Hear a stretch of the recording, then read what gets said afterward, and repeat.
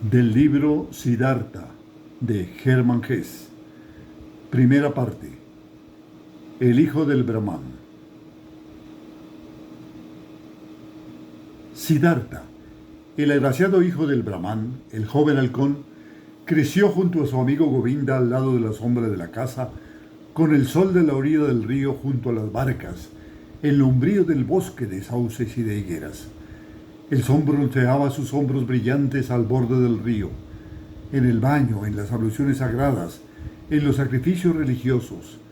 La sombra se adentraba por sus negros ojos en el boscaje de los mangos, en los juegos de los niños, en el canto de su madre, en los sacrificios religiosos, en las enseñanzas de su padre y sus maestros, en la conversación de los sabios. Ya hacía mucho tiempo que Siddhartha participaba en las conferencias de los sabios. Con Govinda se entrenaba en las lides de la palabra, en el arte de la contemplación, de saber ensimismarse.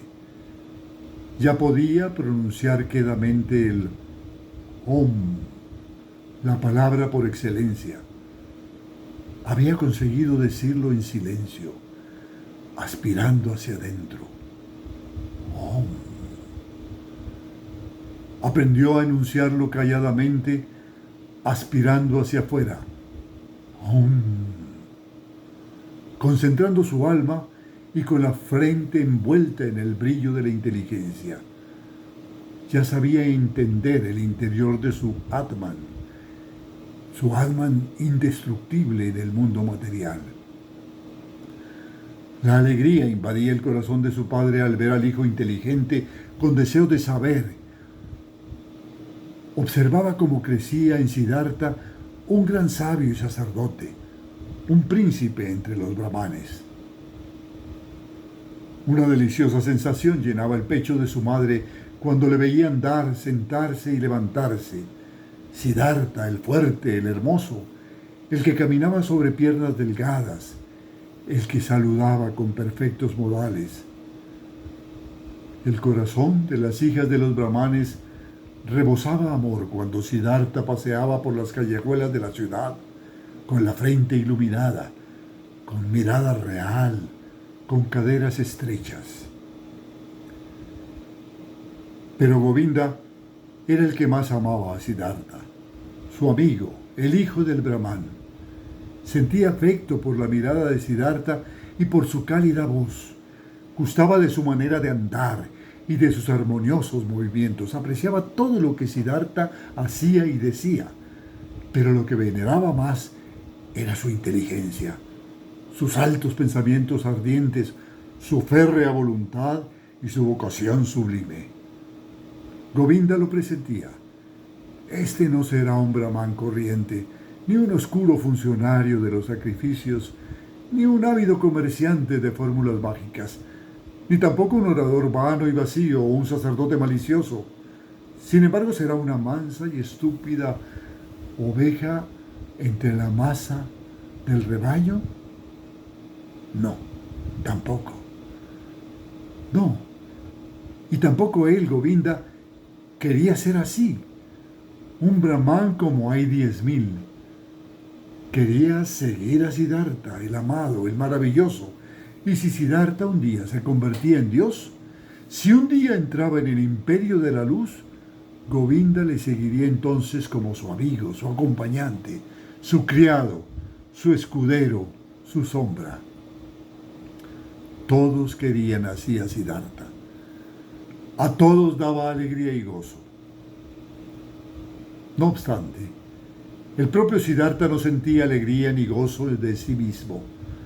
Su corazón no compartía ese júbilo general cuando andaba por los caminos rosados del jardín de higueras o se hallaba sentado a la sombra azul del bosque de la contemplación, cuando lavaba sus miembros en el diario baño propiciatorio o hacía sacrificios entre las profundas sombras del bosque de mangos. Incesantemente se le aparecían sueños y pensamientos en que veía la corriente del río, el brillo de las estrellas nocturnas, el resplandor del sol. El ánimo se le intranquilizaba con pesadillas salidas del humo de los sacrificios, de los versos del Rig Veda, de las doctrinas, de los viejos brahmanes. Siddhartha había empezado a alimentar el descontento en su interior. Comenzó por comprender que el amor de su padre, el cariño de su madre y también el afecto de su amigo Govinda no le harían feliz para toda la vida. No le satisfacía ni le bastaba. Había empezado a presentir que su venerable padre y los otros profesores, junto con los sabios brahmanes, ya le habían comunicado la parte más importante de su sabiduría. Adivinaba que ya había vencido hasta la plétora el recipiente, y sin embargo, el recipiente no se encontraba lleno. El espíritu no se hallaba satisfecho, el alma no estaba tranquila, el corazón no se sentía saciado. Las abluciones eran buenas, pero eran agua, no lavaban el pecado, no curaban la sed del espíritu, no tranquilizaban el temor del corazón. Los sacrificios y la invocación de los dioses eran excelentes, pero ¿lo eran todo? ¿Daban los sacrificios la felicidad? ¿Y qué sucedía con los dioses? ¿Realmente era Prajapati el creador del mundo? ¿No era el Atman lo único, lo indivisible? ¿Acaso los dioses no eran unos seres creados como yo y como tú, súbditos del tiempo, pasajeros? ¿Tenía sentido entonces ofrecer sacrificios a los dioses? ¿A quién más se debían ofrecer sacrificios y mostrar devoción que no fuera al único, al Atman? ¿Y dónde se podía encontrar el Atman? ¿Dónde vivía? ¿Dónde latía su corazón eterno? ¿Dónde? Sino en el propio